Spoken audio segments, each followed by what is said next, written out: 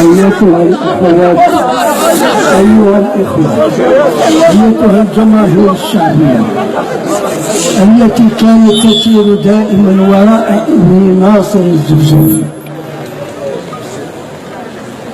أستطيع أن أقول أن هذا قدرنا، ولكن لا أقول أنه هذا من سخرية القدر حتى لا أجحف في حقه، بل هو سخرية من فضلهم القدر.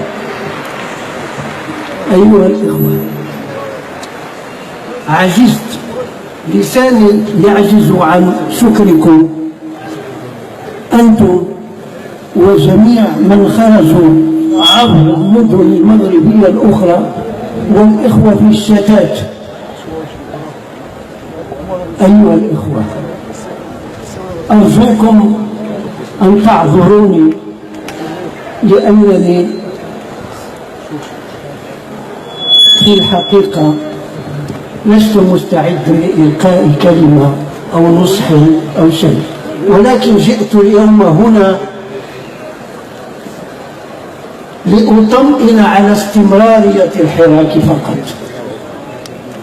جئت هنا لأبلغ رسالة إلى ناصر الزبزافي ومن اختطفوا معه. جئت لأقول لهم إن إخوانكم في الريف وفي المدن المغربية الأخرى وفي الديار الأوروبية كلهم معكم. نحن نطالب هذه الدولة، نطالبها بإلغاء كل ما يتعلق بالمعتقلين والمختطفين السياسيين إن صح التعبير.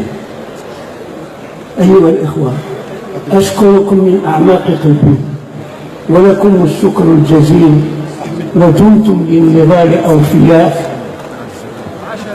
ولكن ما أؤكد عليه كما قال ناصر الزبزافي: السلمية ثم السلمية ثم السلمية ثم السلمية ثم السلمية وشكرا.